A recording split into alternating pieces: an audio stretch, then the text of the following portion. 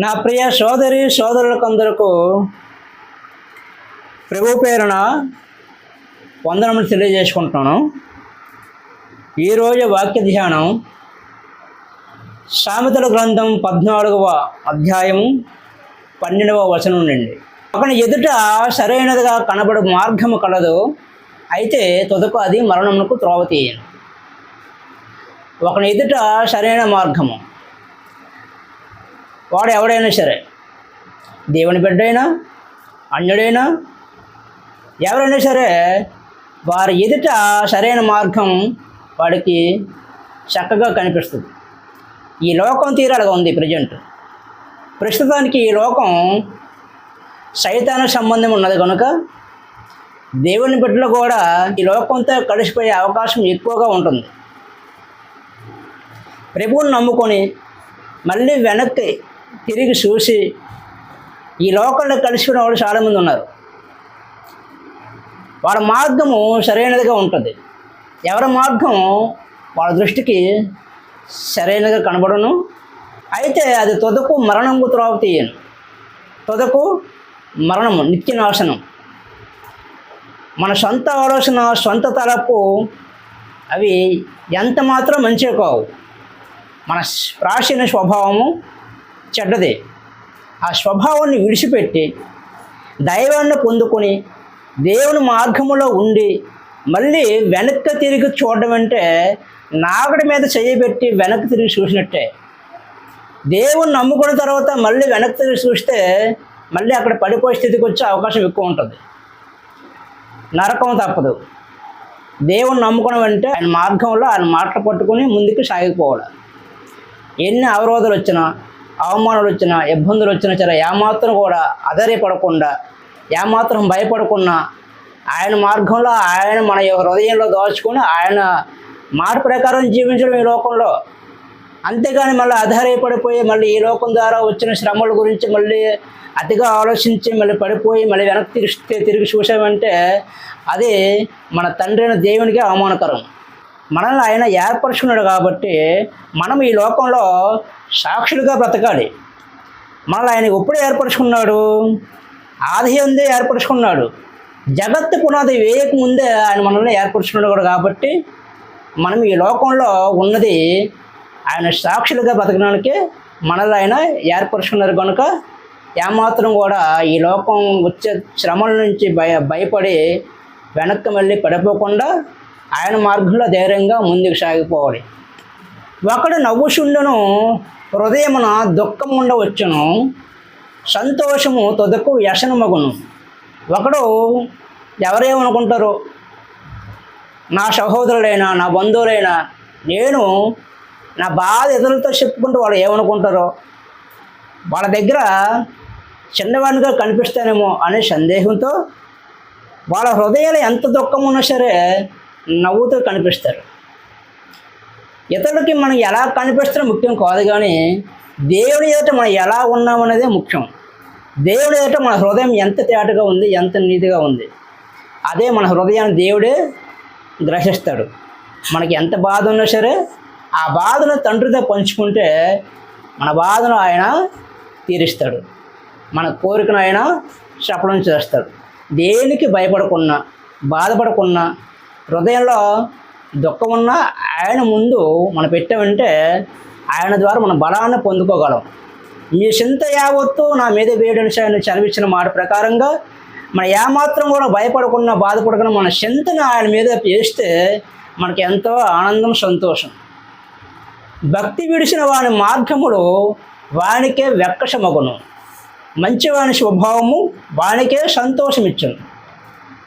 భక్తిని విడిచిపెట్టడం ఈ లోకం ద్వారా వచ్చే శ్రమల వలన కానీ, ఈ లోకం ద్వారా వచ్చే శ్రమల వలన కానీ, లేదంటే మనకి ఏమైనా శారీరకంగా మానసికంగా బాధ కలిగినా సరే ఎంత మాత్రం కూడా దేవుణ్ణి విడిచిపెట్టకుండా మన బాధను ఆయనతో చెప్పి ఆయన ద్వారా మనం బలాన్ని పొందుకోవాలి.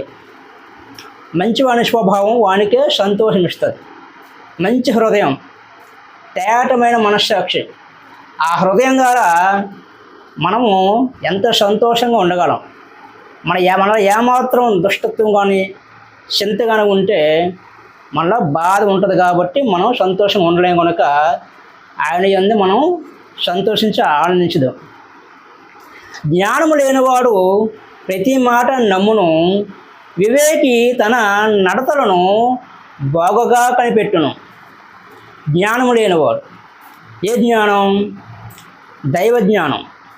ఈ లోక జ్ఞానం వెర్రితనము అనే లేఖనంలో చెప్పిన ప్రకారంగా ఈ లోక జ్ఞానం కాదు, కానీ మన దేవుని యొద్ద నుంచి పొందుకున్న జ్ఞానాన్ని మనము దేవుని ద్వారా పొందుకున్న జ్ఞానాన్ని ప్రకారంగా మనం ఈ లోకంలో బ్రతకాలి. ఆయన జ్ఞానం కలిగి ఈ లోకంలో ఉండాలి. ఈ లోకంలో ఉంటే ఆయన జ్ఞానంతో ఈ ధైర్యంగా యథార్థంగా బ్రతకగలం. వివేకైన వాడు తన నడతలను బాగుగా కనిపెట్టును. మన ప్రవర్తన అనేది మనం ఎలా ఉన్నాం, ఇతరులతో మన మాట తీరు ఎలా ఉంది, ఈ లోకంలో మన హృదయం ఎలా ఉంది, ఇతరులతో మన ప్రవర్తన ఎలా ఉందో మనము పరిశీలన చేసుకోవాలి. ప్రతిరోజు పరిశీలన చేసుకొని దేవుని యందు మన నిత్యం భయభక్తులు కలిగి బ్రతికితే మనకి ఎంతో నెమ్మది, సంతోషం. జ్ఞానము గలవాడు భయపడి కీడు నుండి తొలగును. జ్ఞానము గలవాడు భయపడి కీడు నుండి తొలగుతాడు. కీడు ఉందంటే మన ముందే గ్రహించే హృదయాన్ని సంపాదించుకోవాలి.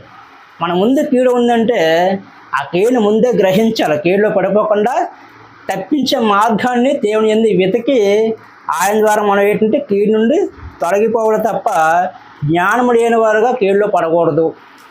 బుద్ధిహీనుడు వెర్రవేగి నిర్భయముగా తిరుగును. బుద్ధిహీనుడు అంటే దేవుని జ్ఞానం లేనివాడు. దేవుని నమ్ముకుని కూడా ఆయన మార్గంలో లేకుండా ఈ లోకం ద్వారా బ్రతికే వాళ్ళు వెర్రవేగి ఈ లోకంలో తిరుగుతారు. వారికి దేవుని ద్వారా శిక్ష ఉంటుంది. త్వరగా కోపపడేవాడు మూఢత్వం చూపును, దుర్యోచనలు గలవాడు ద్వేషించబడు. మనం కోపపడకూడదు. త్వరగా కోపపడడం అది దైవ జ్ఞానం కాదు. త్వరగా కోపడం అంటే దేవుని మనసు కాదు. మీరు కోపపడండి కానీ పాపం చేయకండి. త్వరగా కోపం రాకూడదు.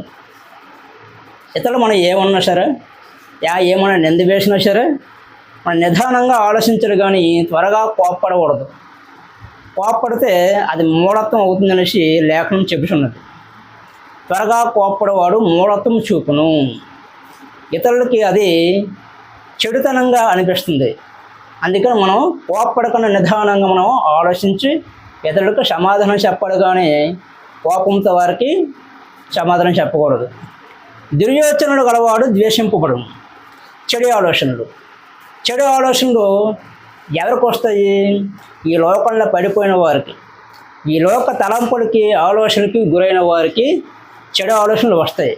మనం దేవుని పెట్టడం కనుక మనం ఆయన ఆలోచనలను, ఆయన తలంపులను మనం హృదయంలో దాచుకొని ఆ ప్రకారం ఈ లోకంలో జీవిస్తే దుర్యోచనలు రాకుండా, ఇతరుల ద్వారా ద్వేషించబడకుండా మనల్ని మనమే రక్షించుకున్న అవుతాం. అందుకని దేవుని బిడ్డలారా, మనమందరము దేవుని యందు నిలకడగా ఉందాం, ఆయనలో బలపడదాం, ఆయనలో నిత్యం మన ముందు ఉంచబడిన పందెములో పరిగెట్టుదాం. ఆయనే మన గురి, ఆయనే మన నిరీక్షణ. అందుకని అందరి ఇలా దీర్ఘశాంతం గల వారుగా మనం ఈ లోకంలో బ్రతుకుదాం. జ్ఞానము లేని వారికి మూఢత్వమే స్వాస్థ్యము. వివేకులు జ్ఞానమును కిరీటముగా ధరించుకుందరు. జ్ఞానము లేని వారికి మూఢత్వమే స్వాస్థ్యం. మూఢత్వం అంటే జ్ఞానము లేని వారికి వాళ్ళ తెలివి ఎలా ఉందో వాళ్ళ హృదయాన్ని పరిశీలన చేసుకోరు. ఈ లోకం ద్వారా వచ్చిన ప్రకారంగానే అదే ఆస్తి, తనకు తెలిసిందే గొప్పని వారు మనసులో అనుకుంటారు. కాబట్టి వారికి జ్ఞానం ఉండదు. వివేకులు జ్ఞానమును కిరీటముగా ధరించుకుందరు. వివేకులు అంటే దేవుని వద్ద నుండి మనం పొందుకున్న వివేకం. ఆ వివేకాన్ని బట్టే దేవుడు మనకు కిరీటం దయచేస్తాడు. చెడ్డవారు మంచివారు ఎదుటను, భక్తిహీనుడు నీతిమంతులు తడుపునొద్దను వంగుదురు. చెడ్డవారు మంచివారు ఎదుటను. దేవుడు ఆ ప్రకారంగా ఇది ఆయన క్రియ. దరిద్రుడు తన పొరుగు వారికి అసహ్యుడు. ఐశ్వర్యవంతును ప్రేమించేవారు అనేకులు గలరు. దరిద్రుడు తన పొరుగువానికి అసఖ్యుడు. మనం దేవుడి బిడ్డలు కనుక, మనం తండ్రి అని ఉన్నాం కనుక మన పొరుగువాడు దరిద్రుడైనా ఆదరించాలి. ఈ లోకస్తులు ఈ లోకంలో ఉన్న వారికి మాత్రము ఆ స్వభావం ఉంటుంది, కానీ మనకు మాత్రం ఆ స్వభావం ఉండకూడదు. దరిద్రుడు తన పొరుగు వారికి అసఖ్యుడు. మనము యేసుక్రీస్తు వారి స్వభావం కలిగి ఉన్నాం కాబట్టి ఆయన ఎవరి కోసం వచ్చారు ఈ లోకంలోకి? పాపుల కోసం వచ్చారు. దరిద్రాన్ని పొందుకున్నారు. దరిద్రుడుగా ఈ లోకంలో పుట్టాడు. అందుకని మనం ఆ మనసు కలిగి ఉంటాం కాబట్టి మనకి దరిద్రుడు ఏమాత్రం అసహ్యపడడు. మనకు ఆయన మీద కనికరం, జాలి, దయ ఉంటుందే తప్ప మనకి అసహ్యం ఉండదు. ఎవరికి అసహ్యం ఉంటుంది? ఈ లోకం ద్వారా బ్రతికేవారికి, ఈ లోక ఆలోచనతో, ఈ లోక తలంతో బ్రతికేవారికి దరిద్రుడు అంటే అసహ్యం ఉంటుంది. తండ్రి వాళ్ళ గురించి చెప్పాడు. ఐశ్వర్యవంతులను ప్రేమించేవారు కలరు, అనేకులు కలరు. ఐశ్వర్యవంతులను ప్రేమించేవారు అనేకులు కలరు. ఈ లోకంలో ఉన్న ఐశ్వర్యవంతులు ఏంటంటే వాళ్ళు ఎక్కువ మంది ప్రేమిస్తారు. బెల్లం ఎక్కడుంటే సేమలు అక్కడికి వచ్చినట్టు డబ్బు ఎవరి దగ్గర ఉంటే ఈ లోకస్తులందరూ వాడి దగ్గర గుమికూడతారు, వాళ్ళ దగ్గర ఉంటారు. ఏదో రూపాయి పాప దొరకపోద్దా, మా అవసరాలు తీరుస్తాడు కదా, మా బాధ అంతా అలా చెప్పుకోవచ్చు, వాళ్ళ దగ్గర నెమ్మది ఉంటుంది, వాళ్ళ దగ్గర సుఖం ఉంటుంది అనేసి వాళ్ళకి జ్ఞానం లేకుండా ఆడ చుట్టే ఉంటారు. తన పొరుగు వాడిని తిరస్కరించేవాడు పాపం చేయవాడు, బేదలను కటాక్షించేవాడు ధన్యుడు. తన పొరుగువాడిని తిరస్కరించేవాడు, మన పొరుగువాడిని మనము తిరస్కరించకూడదు, పాపం చేయవాడు. యేసుక్రీస్తు నామంలో మనకందరికీ శక్తి సామర్థ్యాలు, ఆయన ద్వారా దయను, కనికరాన్ని పొందుకొని ఈ లోకంలో జీవించుదాం. ప్రార్థన చేసుకుందాం. దేవా తండ్రి, కుమార యేసయ్య, నాయన స్థుతిగల తండ్రి, దేవా మాకు సమయాన్ని అనుగ్రహించినందుకు మీకు వేలాది స్తోత్రాలు తండ్రి. దేవా యేసయ్య ప్రభువా, నన్ను, నా కుటుంబాన్ని, మీ బిడ్డలందరినీ జ్ఞాపకం చేసుకుని ఆయన వారి అక్కలు తీర్చండి. వారి కుటుంబాలని వాళ్ళని ఆశీర్వదించండి. నిత్యం వాళ్ళని మీ మార్గంలో నడిపించిన ఆయన తండ్రి. దేవ కుమార యేసయ్య, ఈ వీడియోని ఎంతమంది చూస్తున్నారో వాళ్ళందరినీ దీవించండి, ఆశీర్వదించండి. నాయన ప్రభువా, మీ బిడ్డలకు అందరికీ వాటిని దయచేయండి ఆయన. ఈ లోకంలో పడిపోకుండా, ఈ లోక పాపంలో గురి కాకుండా తండ్రి యేసయ్య ప్రభువా, మా అందరి నిత్యం మీ మార్గంలో నడిపించిన ఆయన తండ్రి యేసయ్య ప్రభువా, యేసుక్రీస్తు నామమున మిమ్మల్ని బ్రతిమలాడి వేడుకుంటున్న తండ్రి నాయన, నా పరలోకపు తండ్రి. ఆమేన్.